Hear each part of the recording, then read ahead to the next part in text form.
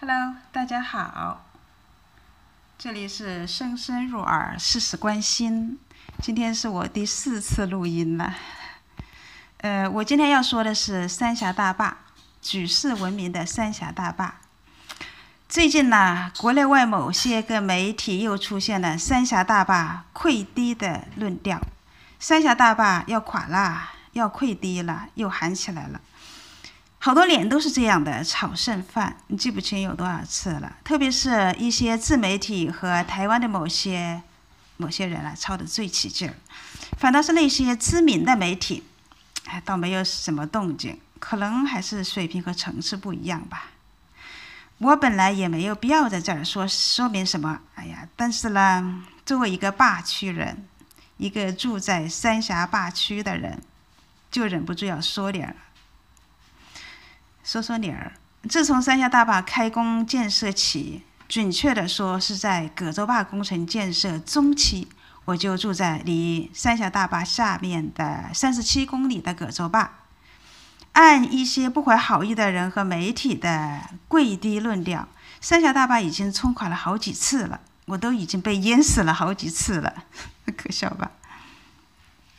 我刚才提到了葛洲坝，大家可能知道吧？国内的人肯定是知道的。说起三峡大坝以前吧，我觉得大家要知道一点葛洲坝水利工程的情况。葛洲坝可以说是迷你型的三峡大坝，是三峡大坝的预演工程。它比三峡大坝建得更早，是长江干流上的第一座水利枢纽工程，也是我父母亲那一辈水利人的毕生工作和骄傲。中国在建三峡大坝的问题上可以说是非常谨慎和科学的。早在1953年就讨论建三峡大坝，直到1994年才开工建设。你知道这有多难了？是建还是不建？争论的非常的激烈。这中间就产生了一个折中的方案，就是先按住不建三峡大坝，先建葛洲坝吧。那个时候推迟建葛洲坝，我认为战略的考量要远远地高于技术的考量。毛泽东当时就说：“世界不太平，建起来就成了敌人的攻击目标。”那时候的世界可不比现在要乱得多啊！其实现在我们已经觉得够乱了，你可想而知。葛洲坝在1970年底开工建设了。开工前几天，我妹出生，我妈说我爸在工地上没有回家。第一期工程完工已经是1982年3月，第二期工程完工时，也就是全部完工的时候，到了1988年，整整建了18年。中间由于质量问题停工了2年，也还是用了16年时间，比原定的5年建成时间要整整多出了3倍。葛洲坝，它不仅仅是三峡大坝的实战练兵那么简单，它其实还为后来的三峡工程起到了梯级反调节的作用。比如说，三峡大坝时刻要调节水位来负担电网调峰的任务，特别是在枯水期，影响航运，下游的水位低而且不稳定，这个时候下游的葛洲坝水库就可以进行反调节，聪明吧？再有，两坝建成还可以利用它们的自然落差来多发电。它本来建就提高了水位就可以发电了，但是它有一个自然的落差，就可以多发电了。总之，这些都是设计和技术的问题，大家有兴趣可以 Google 一下。我再说回三峡大坝，有人说三峡大坝最高的蓄洪水位是175米，为什么现在只敢把它的水位升到165米就停住了？他们指的就是今年长江洪峰的时候，三峡大坝在这个水位就开闸泄洪了，认为它是怕三峡大坝要溃堤了，承受不住更高的水位压力，达不到设计标准的175米水位。哇，我听了以后就只能摇头翻白眼了。承受不住水位压力是这么回事吗？我通俗跟你讲吧，那个太专业了，我怕你听不懂当然太专业了我也讲不了，我只是想把问题简单通俗化。告诉你吧，在枯水期，三峡大坝里的水位都会续到175米，每年都是这样的。水位降了又会继续加，直到加到75米的高水位，尽可能的加到这个水位。为什么呢？缺水呀，枯水期呀，要蓄水发电呐，要蓄水给下游干枯的河流补水呀，还要送水给下游的农田灌溉呀。怎么样，听懵了吧？所以说啊，175米的这个水位就是个正常的水位而已，那不是个事儿，不存在赶不赶的问题。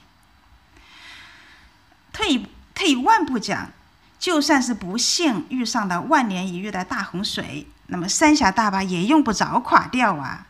他只要直接通知下游的老百姓撤离，然后开闸放水泄洪就是了。反正大洪水已经来了，挡不住了，舍财保命，然后重建家园，留得青山在，不怕没柴烧，就是这么回事儿。这个时候三峡大坝还是用不着溃堤呀。咱们生活的这个星球本来就是多灾多难的一个球，洪水呀、地震啊、飓风啊、海啸啊、干旱、蝗虫，还有现在这正闹得不可开交的新冠病毒，仍然是阴魂不散。哎呀，我说啊，接受吧，我们会挺过去的。好吧，我这儿想说说我为什么生气。台湾岛上有一个电视台，有一个电视节目，叫什么关键时刻，是东升台的。就是那个节目里的人呐，都像打了鸡血的那种。里面有一个常驻嘉宾叫李什么来着，反正他常在总在那个地方。年纪不大，他开始弄了一个什么汉奸的发型，是中分还是三七分的那种，反正现在好像他那个头发又弄了个鸡窝头吧，反正他的头发总是怪怪的，弄不清楚。只要我偶尔看到那个节目，他都在那里胡言乱语。我好奇，怎么还会有人听得下去呀？实在是因为太扯了。今年长江的第3号洪峰来的时候，上游的来水量已经超过了6万立方米每秒，而泄洪的洪水出水量，从最初的19000立方米每秒增加到45000立方米每秒。他就说：“哎呀，三峡水库里的那个水位却只有165米高，与设计的那个水位整整差了10米，就不敢再升水位了。”他说：“这明摆着不就是不自信吗？怕溃堤吗？”我恰好听到了，这个家伙还有脸说他是学工科的。在丰水期的时候，也就是汛期，水库的水位都要保持最低的可容许的水位，这是水利人的常识。当然了，他可能不懂。三峡大坝设计的低水位是145米，可以腾出库容量来接纳汛期洪水。有人会继续追问，今年长江上下游一起狂降暴雨，为什么不减少泄洪量，多拦一些洪水呢？让水库的水达到175米的最大水位，这样不就可以减少了下游的淹水的面积吗？可是事情还有另一个方面，上游重庆淹水了。重庆淹水了，重庆是一个多大的城市啊？是个直辖市之一。为了让重庆的水快点退，不得不为重庆留水库的容量，让他们水快点放出来，让重庆的水快点流出来。难道你们对重庆有仇吗？非要把重庆淹在水下不成？重庆好歹也是之前你们在大陆时候的陪都吧。而这次下游的水涝主要还是来自长江中下游的支流的来水。长江下游的降水量今年接近了500毫米了，较常年同期偏多64.3%，一半还多。所以说啊，即使牺牲了上游的重庆，也帮不了下游的太多的忙，因为下游的水都不是从上游来的，它不会从那个三峡大坝过的。它那个三峡大坝的水，它是正常的那个排水，并没有比往年大。它主要的来水都是下游的降水量造成的，下游的支水的来水量造成的。所以说，这怪不了三峡大坝。你总不能够让三峡大坝变魔术吧？把下游的水都吸到三峡水库里来。三峡大坝又不是龙王爷，可以南水北调，又可以呼风唤雨，开玩笑啊！可见那个水库的容量调度是一件非常难的事情，它甚至比飞机场那个塔台的调度指挥还难。你在飞机场里调度飞机的起降，你至少还有个航班表来甄选吧。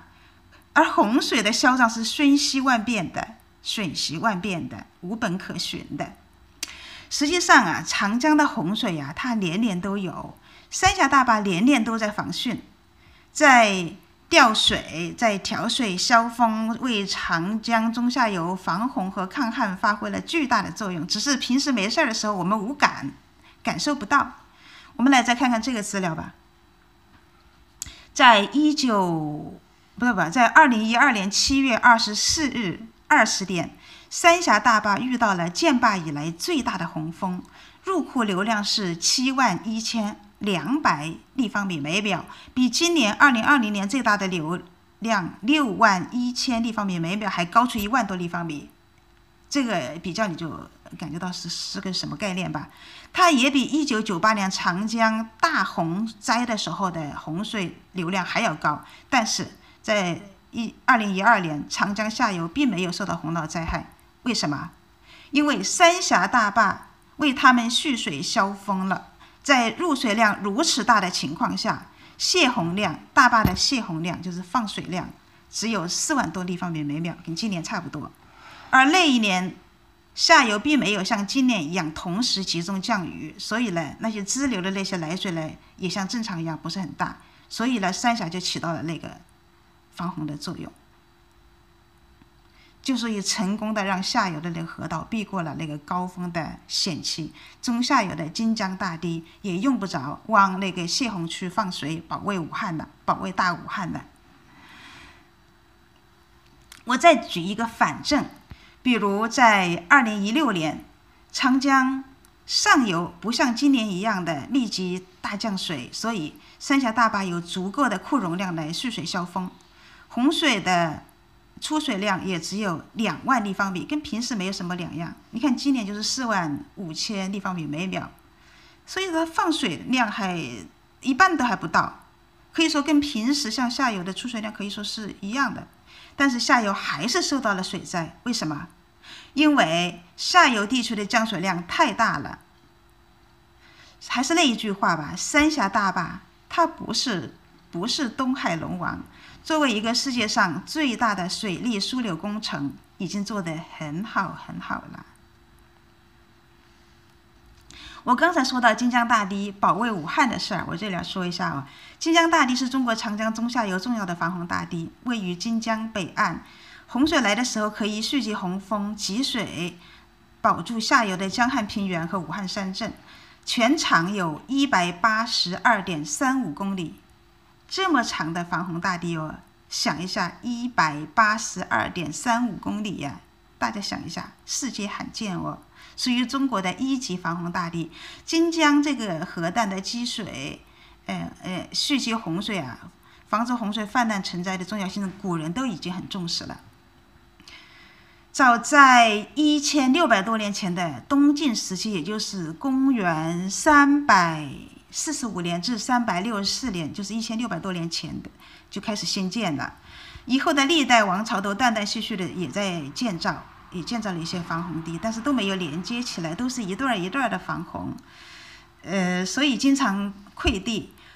后来历经唐、宋、元、明、清几个朝代，直到明朝，也就是1542年，大堤才连成一线。那个时候长度也达到了124公里，形成规模了。那个时候已经形成规模了，但那个时候不叫金江大堤，叫做万城大堤，因为大堤的主要地段在荆州的万城，它有另一个名字叫做万安大堤，就是祈福大堤，保卫众生平安的意思哦。到了中华民国时期改为金江大堤。现在的金江大堤加固重修于1954年，长度达到了182.35公里，可以说是真正的水上长城。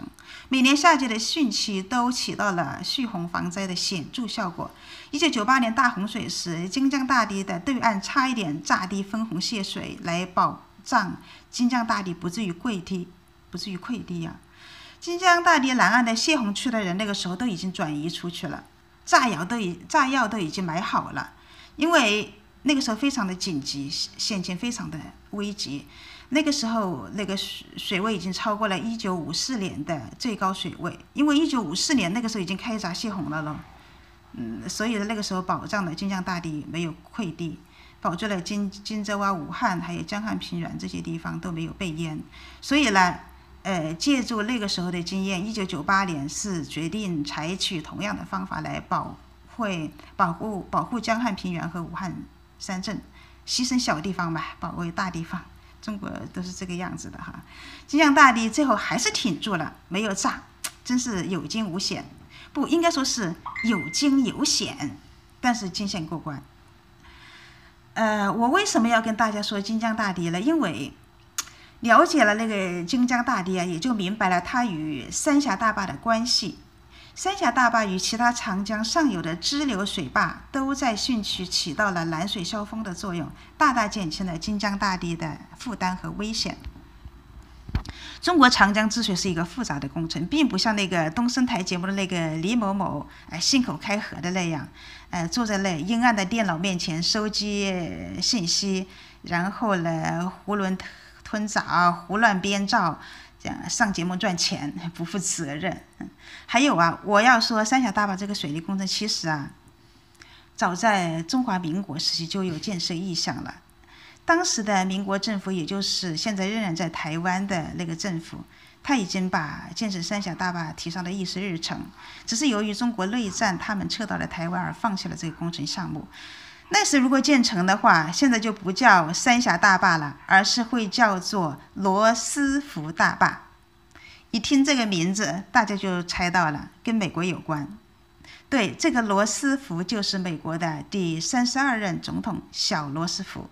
因为之前他们还有一个罗斯福总统，那可能就是大罗斯福了。那个事情还是要追溯到上世纪的1919年，也就是101年前，国父孙中山就在《建国方略》里提到，在三峡建水坝的设想，到蒋介石当政的时候才得以落实。1945年，他们请来了美国的工程师约翰 ·L· 萨凡奇来中国长江三峡地带考察选址，做可行性的报告。这个萨凡奇先生可不简单了，他曾主持建造美国著名的水坝胡佛水坝。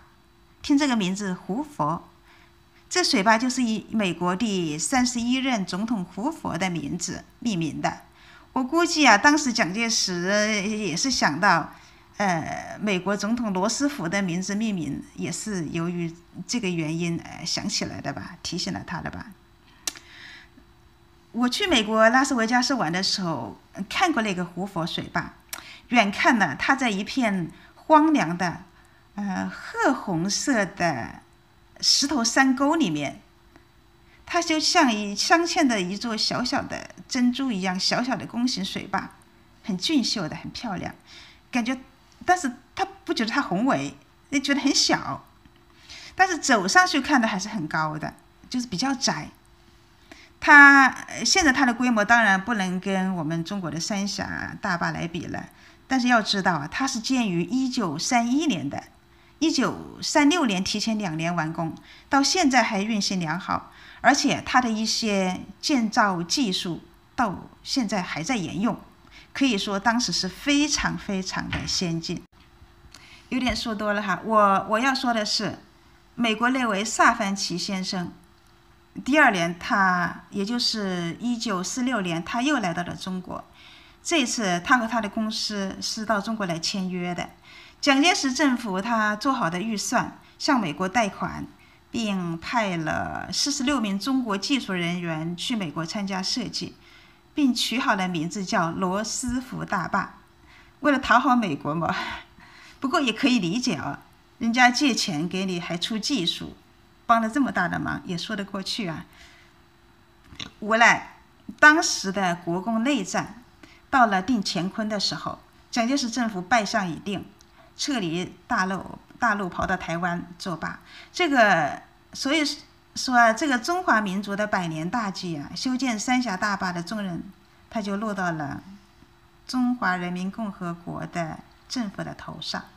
所以说这类全民大事、大工程，不是哪个政府、哪一个政党的事，而是中国人的事情。某些个台湾人不怀好意的唱衰三峡大坝，岂不知道你们早在大陆的时候就想建三峡大坝？试想，如果那个时候中华民国建成了，你们还会这么省吗？恐怕恰好相反吧，肯定在那儿歌功颂德了。说哎呦，那可是美国人帮忙建造的哦，直接就跪了，我估计。那可怜又可恶，这真是叫做可怜之人必有可恶之处。最后我想说的是哈，任何事物都有它的两面性。虽然洪水来时狂野凶猛，但是藏在三峡大坝里面的32台发电机组，都把它狂野的势能全部没收了，把洪水的势能转换成了电能，全机组满负荷的发电，并通过500伏的高压电网送到华东、华南。所以我们中国的电价真的很便宜。当我在欧洲付电费的时候，我会想中国，非常的思念中国的电价。想起来还是蛮自豪的。作为一个三峡坝区长大的孩子，真的是为我的父母的那一辈人的艰辛工作和做出的巨大牺牲充满了敬意。小时候常常抱怨父母疏于关怀我们，现在都能理解了，都释怀了，他们没有白活。好了，今天我就说到这里吧，下次再见，拜拜。